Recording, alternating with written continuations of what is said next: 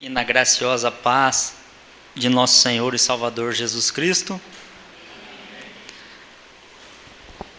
eu estou feliz por mais uma vez estar aqui na igreja IBN Jardim de Deus, pastoreada pelo pastor Saulo e a pastora Sandra. Hoje eu vim com o meu amigo Pablo e o seu filho Patrick.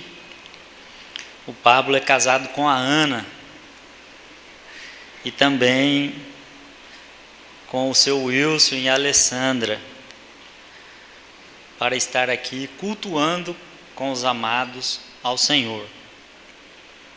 Tanto a minha esposa como a esposa do Pablo, minha esposa Carmen e a Ana, esposa do Pablo, elas estão na cidade de Mirassol do Oeste, com a pastora Cleide. Foram fazer a obra de Deus, foram ministrar a palavra em uma igreja naquela cidade, razão porque hoje nós estamos aqui como avião de uma só asa, eu e o Pablo, né, Pablo? Como faz falta, como é gostoso esse negócio de casamento, de beijar na boca, como é bom poder namorar, coisa linda o que Deus fez para nós. Jesus perguntou a Pedro: Pedro, tu me amas? A pergunta foi: tu me amas, agapau?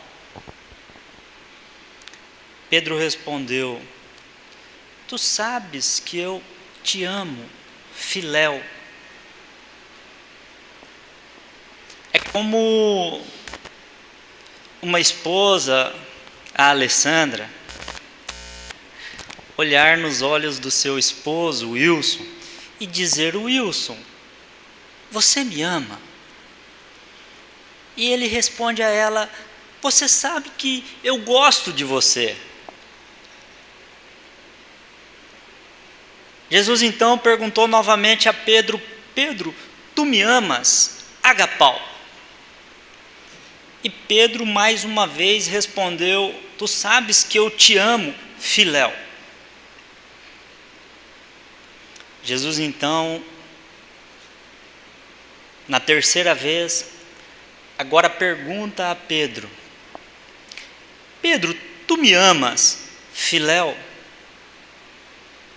A Bíblia diz que Pedro se entristeceu e respondeu: Jesus, tu sabes de todas as coisas, sabe que eu te amo, filéu.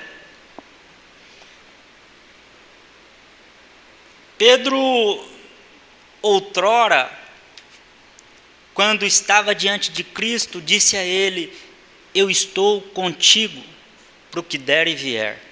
Inclusive, todos podem roer a corda, mas eu vou contigo até a morte. E Jesus desnudou o coração de Pedro, dizendo: Pedro, Pedro, não pensa tal coisa, porque hoje mesmo, antes que o galo cante, tu me negarás 3 vezes. É interessante que Jesus não queria constranger Pedro, mas Jesus queria levar Pedro a entender a situação onde ele estava, onde ele se encontrava, para então, com uma palavra profética de cura, de vida e de libertação, dizer a ele: Pedro, hoje você me ama, filéu, mas amanhã outros te pegarão, cingirão os teus braços estendidos e te levarão para um lugar aonde tu não queres ir. E falava Cristo a respeito da forma como ele haveria de morrer e de glorificar a Deus.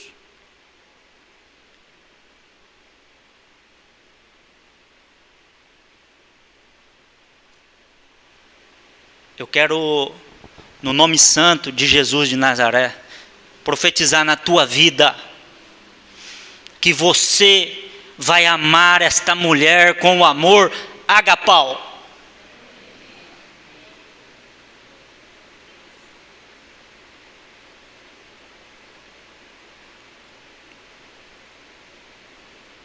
Que você vai envelhecer ao lado dela.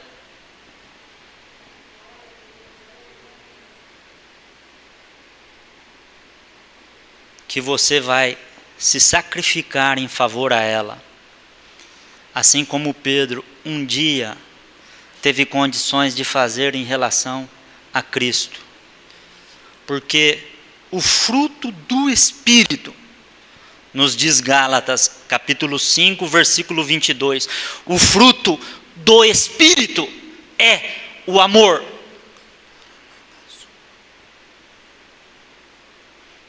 O amor agapau. E isso só pode nascer dentro de nós, como o primeiro gomo dos 9 gomos que compõem o fruto do Espírito. Por meio dele, ele, o Senhor, pode operar isso no nosso casamento, na nossa vida, na nossa casa, na nossa família, porque ele tem cuidado de nós.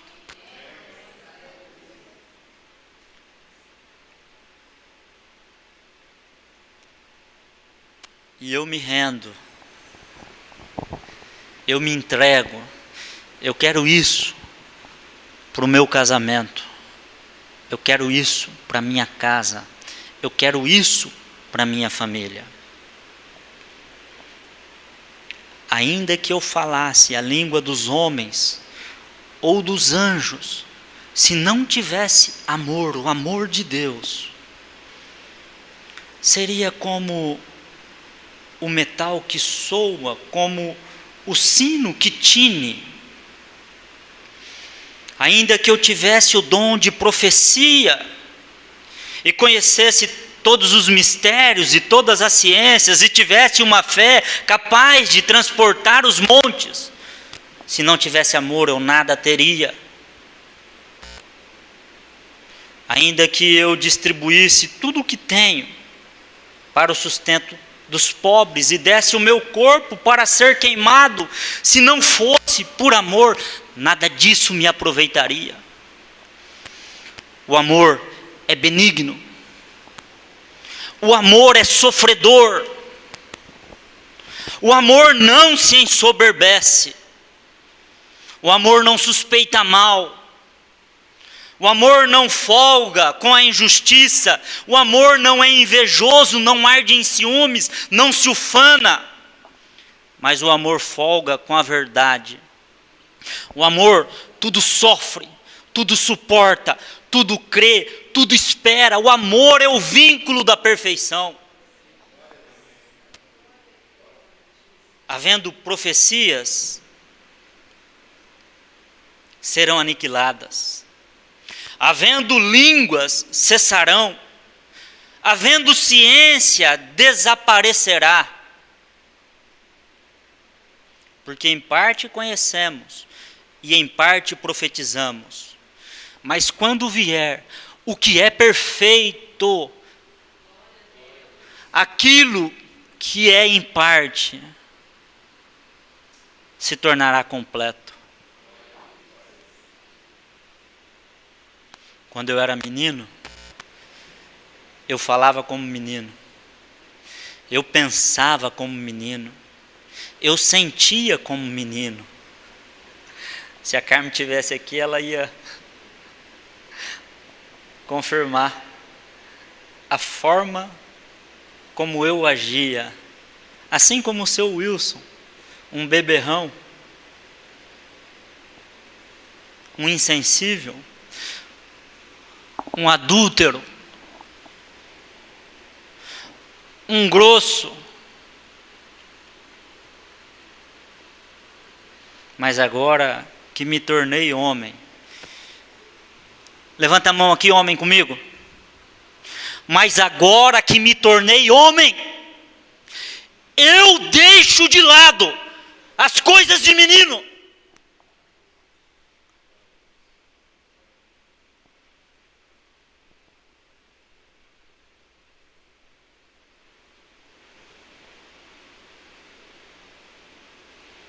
Agora vemos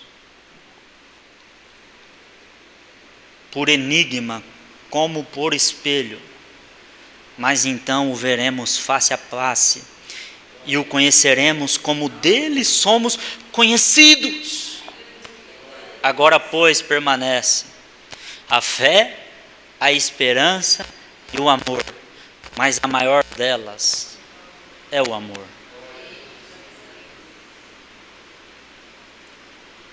Como é bom ser alcançado pelo amor de Deus. Como é bom ser transformado pelo amor de Deus. Eu quero compartilhar com vocês nesta noite uma palavra acerca do casamento. Nós precisamos compreender o significado do casamento. Se as pessoas em todo o mundo entendessem claramente o significado do casamento, porque as pessoas espalhadas por todo o mundo, elas veem o casamento como um contrato. Na visão jurídica, como um contrato de direito de família, um negócio.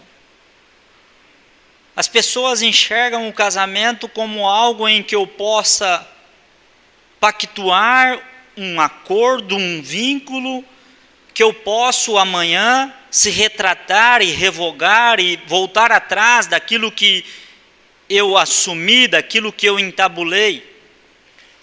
O casamento, na realidade, na perspectiva do mundo, hoje pode se assemelhar, inclusive, a uma relação de consumo. As pessoas, elas casam e, enquanto conseguem um certo favor daquela relação, um certo lucro, enquanto elas estão tendo mais bônus do que ônus, elas permanecem naquele negócio, mas diante das dificuldades, diante de uma nova perspectiva de paixão, diante de uma nova possibilidade por entender que está infeliz, elas abrem mão e elas, como numa loteria, elas vão tentar a sorte outra vez, e se der certo, bem, se não der certo, amém. As pessoas, elas partem para um novo relacionamento. A gente, há algum tempo atrás, foi surpreendido com o casamento de uma celebridade, um jogador da seleção brasileira. Ele se casou em um castelo na França.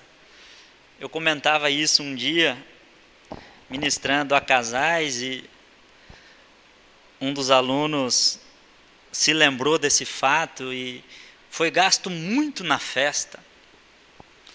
Mas menos de 3 meses após aquele casamento cinematográfico dos sonhos, aquele casal estava se divorciando.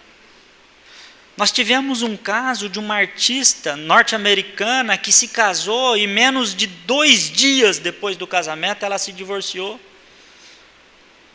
Eu me lembro de um exemplo dado por um pastor de um jovem casal que foi procurado na casa onde eles moravam pelo fotógrafo do casamento, que foi levar o álbum.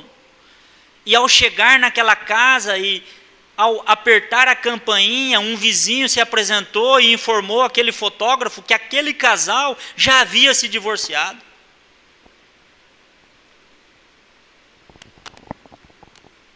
Então nós precisamos aprender o que é o casamento. Não nessa perspectiva humana, mas numa perspectiva de Deus, porque nós recebemos um chamado para amar aquilo que Deus ama e para odiar aquilo que Deus odeia. E se Deus ama o casamento, eu amo o casamento. E se Deus odeia o divórcio, eu odeio o divórcio. O casamento é uma obra-prima de Deus. O casamento não nasceu na terra, nasceu nos céus. O casamento não é fruto da vontade do coração do homem, é fruto da vontade do coração de Deus. A palavra nos diz que o próprio Deus fez uma declaração, e isso está em Gênesis capítulo 2, versículo de número 18. Não é bom que o homem esteja só. Eu vou fazer para ele uma ajudadora que lhe seja idônea. A afirmação partiu do próprio Deus.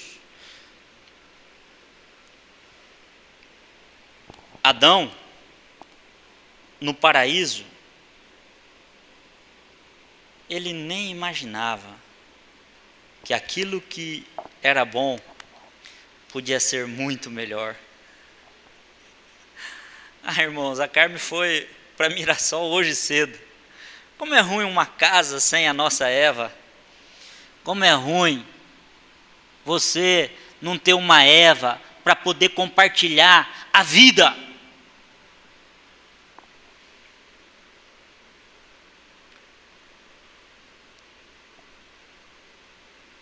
E Deus teve esta ideia tão linda.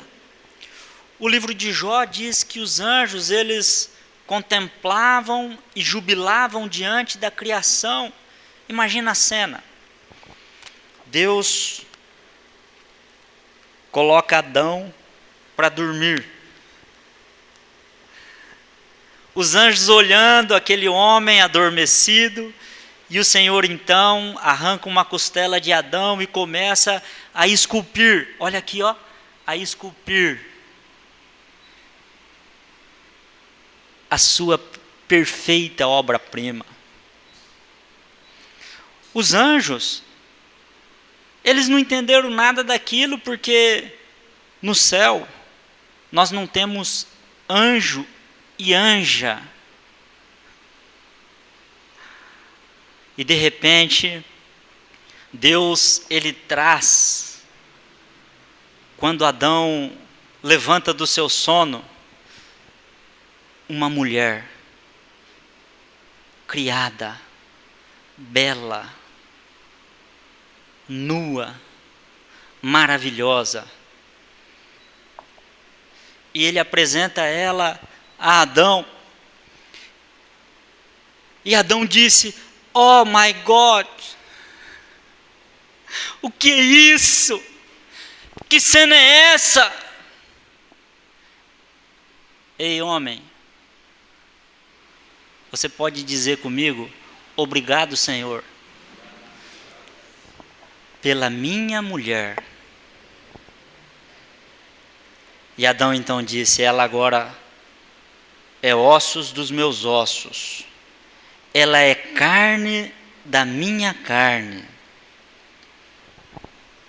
E ele entendeu, naquele momento, que aquilo que Deus tinha feito era algo que ocupava uma prioridade no coração de Deus.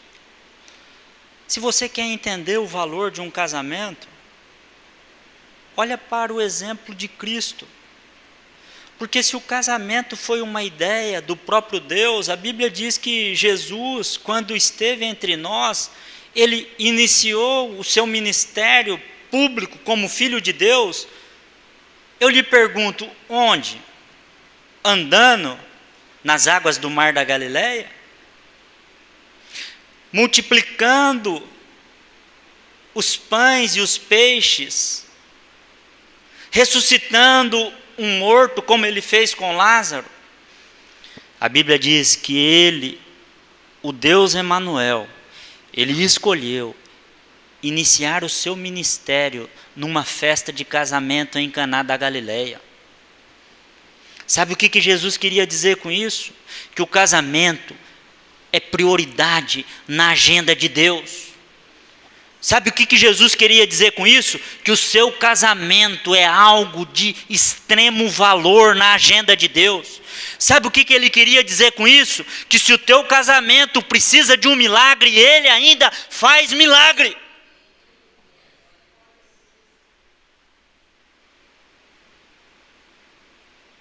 E a Bíblia diz que o Espírito Santo fez questão de deixar registrado no livro de Hebreus uma palavra que nos diz: venerado entre todos seja o casamento.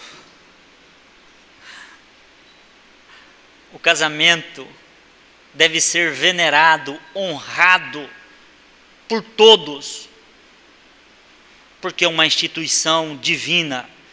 O teu casamento está acima da sua vontade, porque ele é uma instituição criada pelo próprio Deus. Você já reparou que a nossa história como humanidade, ela principiou por meio de um casamento? No livro de Gênesis, nos 2 primeiros capítulos da Bíblia, Deus ele começa a nossa história como humanidade por meio de um casamento, o casamento de Adão e Eva. E se no livro de Gênesis a nossa história começa com um casamento, no livro do Apocalipse, o último livro da Bíblia, a nossa história termina por meio de um casamento.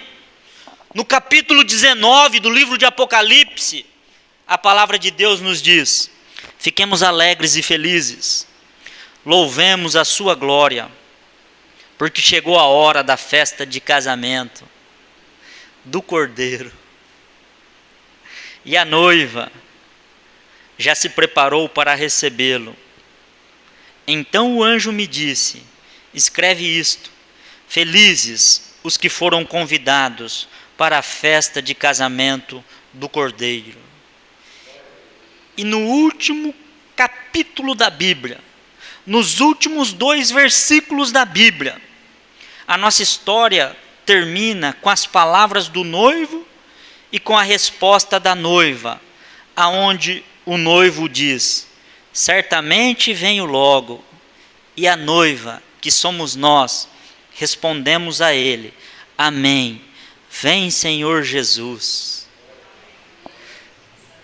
Como que Deus ama esse negócio de casamento? Então eu posso concluir sem qualquer sombra de dúvida que um ser humano que diz amar a Deus, que não ama o casamento na terra, que não honra uma aliança de casamento na terra, não pode, não tem condições de se casar com Deus nos céus, de estar dentro de um casamento nos céus. É fato que a minha inaptidão para um casamento na terra revela a minha inaptidão para um casamento nos céus. O que é casamento? A palavra de Deus nos responde. O profeta Malaquias diz que o próprio Deus foi testemunha da aliança que nós fizemos com a mulher da nossa mocidade. Deus chama o casamento de uma aliança. Afinal de contas, o que é uma aliança? O próprio Deus responde. No Salmo 89, versículo 34, ele diz: porque eu, o Senhor, não revogo a minha aliança, nem volto atrás das palavras que saíram dos meus lábios.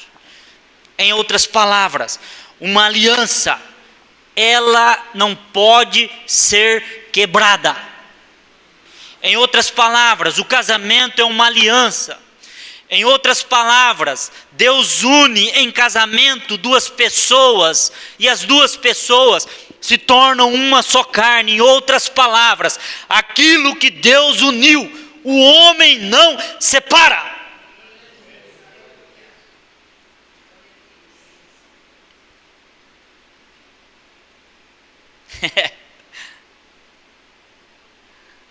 Louvado seja Deus por isso. Seja Deus verdadeiro e todo homem mentiroso. Senhor, nos ajuda e nos mantenha na nossa aliança de casamento. É interessante que a sociedade compreende claramente a paternidade como uma aliança de sangue, sim ou não? Não tem um certo estigma social uma mãe abandonar o seu próprio filho? Não tem uma certa repulsa pelo mundo que nós conhecemos quando um pai rejeita e abandona o seu próprio filho? Isso até é considerado crime, abandono material, intelectual. E a razão porque a sociedade não aceita isso, ela é muito simples. O meu filho é carne da minha carne, é sangue do meu sangue. A sociedade entende claramente que aquilo que une um pai ao seu filho é uma aliança de sangue, é uma questão de DNA. E a sociedade rejeita aqueles que rejeitam os próprios filhos. Agora deixa eu te dizer uma coisa. O casamento é uma aliança de sangue, muito mais forte do que a aliança que você tem de sangue com os seus próprios filhos.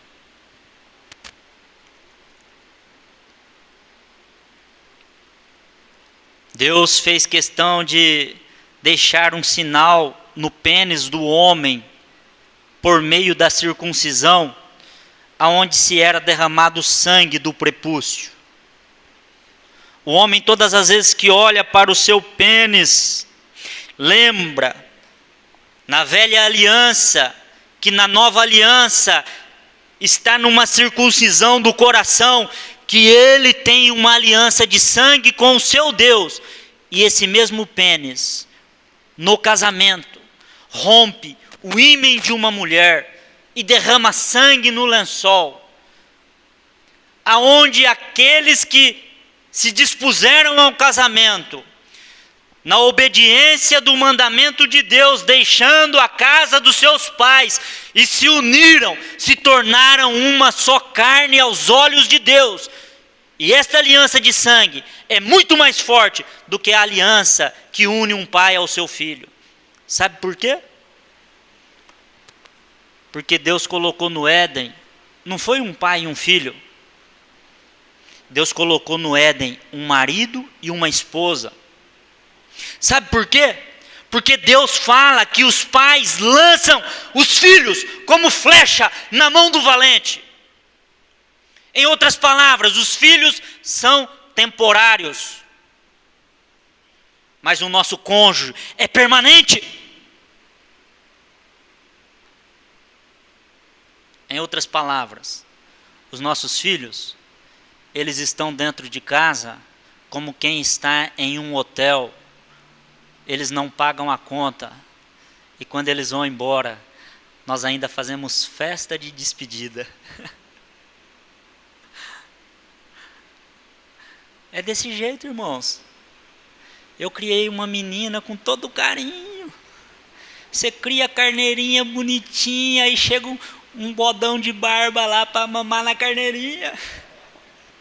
Aí você tem que fazer festa de casamento. E os filhos são enviados, são emancipados, eles criam asa, eles voam, mas a companheira permanece junto ao seu lado por toda a vida. Então o que nós precisamos compreender é que o nosso casamento é uma aliança por toda a vida, e que o marido com a sua esposa pelo casamento se torna uma só carne. O casamento é tão forte que a tua relação com a tua mulher suplanta a relação que você tinha de sangue com os seus pais, porque você deixou a casa dos seus pais. Lembre-se, você deixou a casa dos seus pais, mas com a sua mulher não tem como deixar E o relacionamento que você tem com ela suplantou o relacionamento que você tinha com os seus pais. E vai suplantar um dia o relacionamento que você tem com os seus filhos, porque eles também serão enviados. Então você precisa entender, de uma vez por toda, que se o seu cônjuge e o seu casamento, depois de Deus, não for a prioridade da sua vida, a tua vida, sinto em lhe informar, ela não tem fundamento. Ela é uma vida que não tem, como foi lido na abertura deste culto em Mateus 7, 24. Ela não tem fundamento, ela não tem alicerce. Você está com a sua casa edificada sobre areia, e casa sobre areia não prospera. Você precisa entender de uma vez por todas, que o seu casamento deve ser a prioridade na sua vida. Nenhum ser humano deve receber mais do seu amor, da sua energia, do seu esforço, do seu compromisso que seu cônjuge. Você tem dado um banhinho nela? Esfregado os pezinhos dela? Tem? Tem? Você tem penteado o cabelinho dela? Feito uma massagenzinha nela? Você tem... Estamos trabalhando muito nos últimos tempos, né? Mas no final de semana, você tem dado prioridade a ela? Ah, eu trabalho a semana inteira e no final de semana eu vou jogar bola com os meus amigos. Eu vou visitar o papai e a mamãe. Eu vou andar atrás do pasto, né? Atrás do pasto, vou ver o gado, vou ver... E está lá com a academia do lado. Vai fazer exercício nessa academia, irmão. Vai beijar na boca. Ou você não é crente pentecostal? Tem algum crente pentecostal aqui? Quem é crente pentecostal? É beijo na boca, é variedade de língua. É fogo que sobe, é fogo que desce, irmão.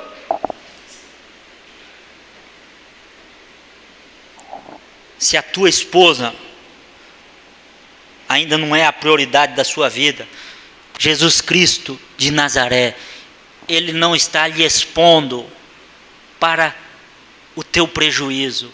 Ele está dizendo assim: olha, eu estou querendo que você entenda, assim como Pedro entendeu, porque eu vou te levar a lugares mais profundos, eu vou plantar no seu coração, porque sou eu quem faço.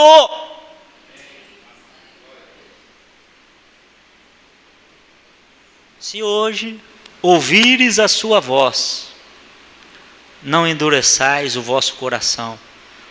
E aquele que começou a boa obra em nós, será fiel para completá-la até o dia do Senhor.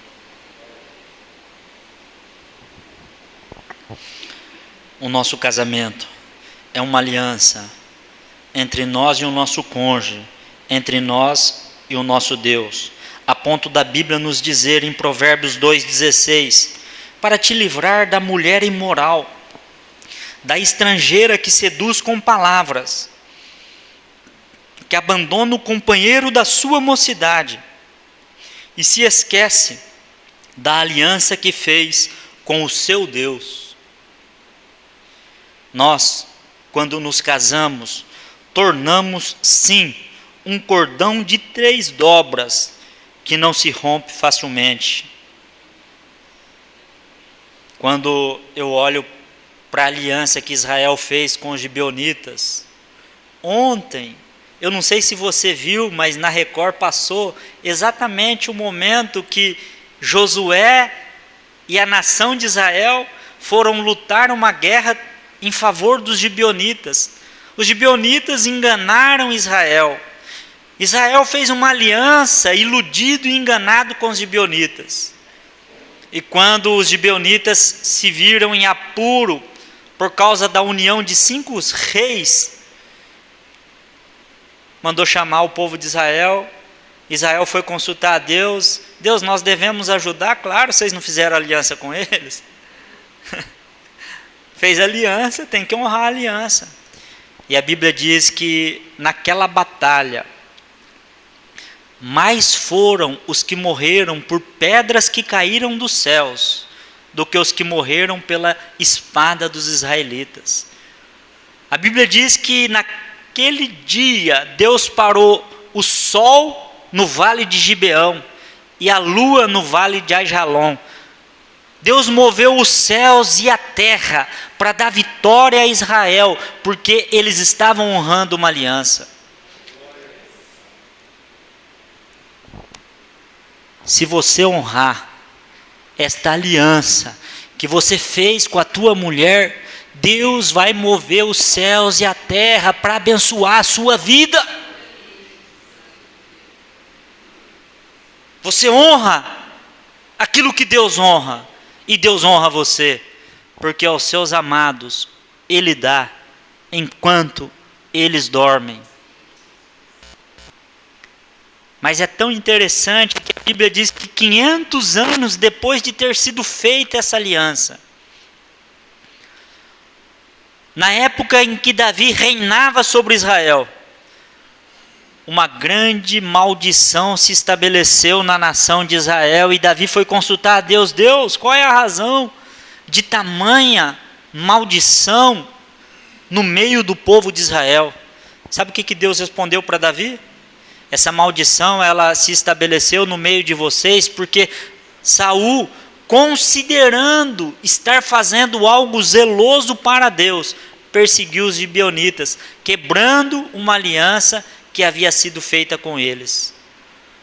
O mesmo Deus que abençoa aqueles que honram a aliança, é o mesmo Deus que amaldiçoa aqueles que desonram uma aliança. Amado, deixa eu te falar uma coisa: tudo o que não está dando certo na sua casa, na sua vida, nos seus negócios, no seu homem interior, na sua mente, na sua vida espiritual, na sua vida sentimental, nas suas emoções, na sua saúde, está ligado à aliança que você tem feito com Deus e com a sua esposa. E nós precisamos andar na obediência, porque melhor é obedecer do que sacrificar, a fim de que toda a plenitude de vida da parte de Deus nos alcance. Eu me lembro do pastor Eduardo Sampaio, um amigo meu.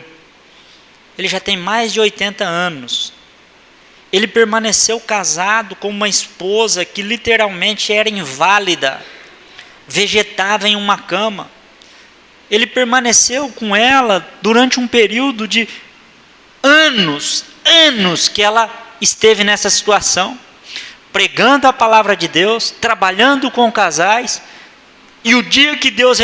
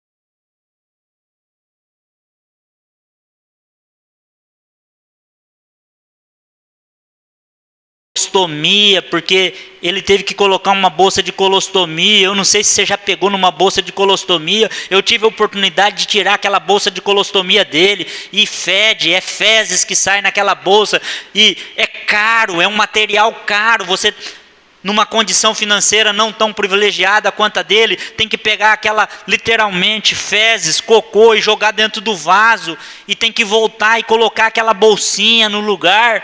E sabe quem que perseverou do lado dele nesse momento? Foi a esposa dele, a mulher da aliança dele.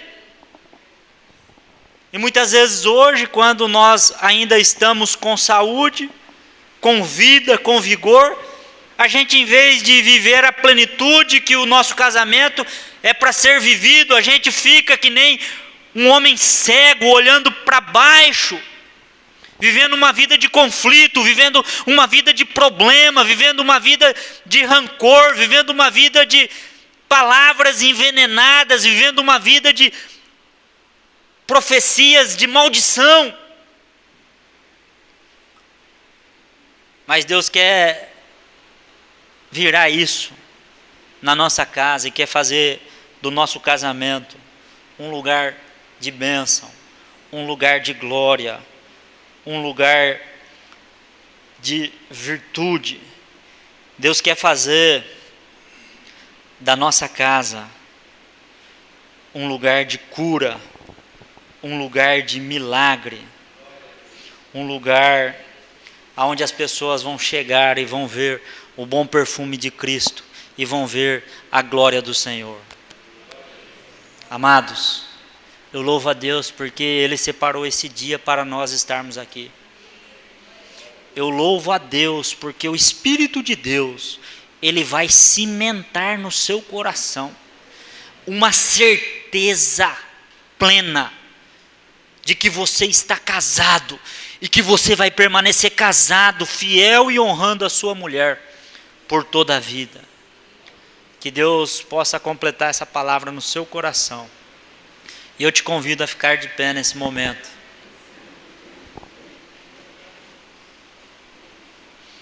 E você vai segurar nas mãos da sua esposa.